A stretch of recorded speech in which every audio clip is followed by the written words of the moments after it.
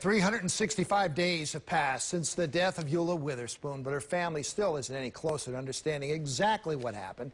The 59-year-old died after undergoing plastic surgery at the Timonium Medspas that was later shut down by the state. But here we are 1 year later. ABC 2 News investigator Josie Sturman says the state still has not released its investigative report. I said she's gone. I said she is gone, and we lost it. Right. Because we couldn't believe it. It is still unbelievable to the Witherspoon family that the woman they called Big Sis is gone.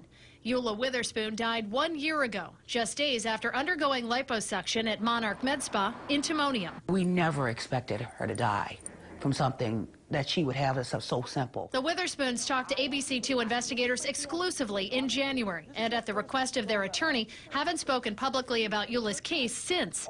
They are now waiting for answers in silence, marking the anniversary of their sister's death by fasting. A conversation from last winter, the only comment on their pain. Of course, we understand that investigations take time, but it's not going to be soon enough for us. The Witherspoons hoped for closure when we spoke 8 months ago, but it hasn't come. 1 year after Eula's death, the state's Department of Health and Mental Hygiene still has not completed its final investigative report.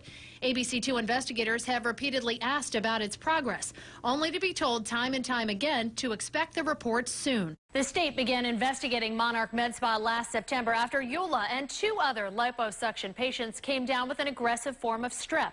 Eula died September 17th, and Monarch Medspa was closed the very next day after state investigators found probable deviations from standard infection control.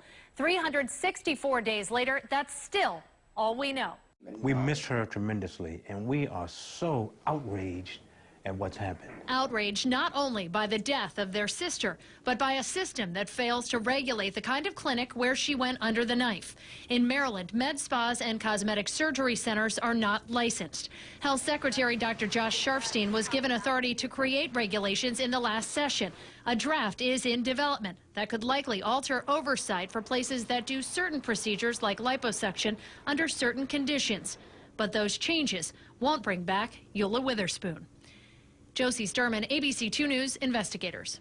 ABC 2 News investigators spoke with Secretary Sharfstein this afternoon, and he says the final investigative report will be out no later than Friday.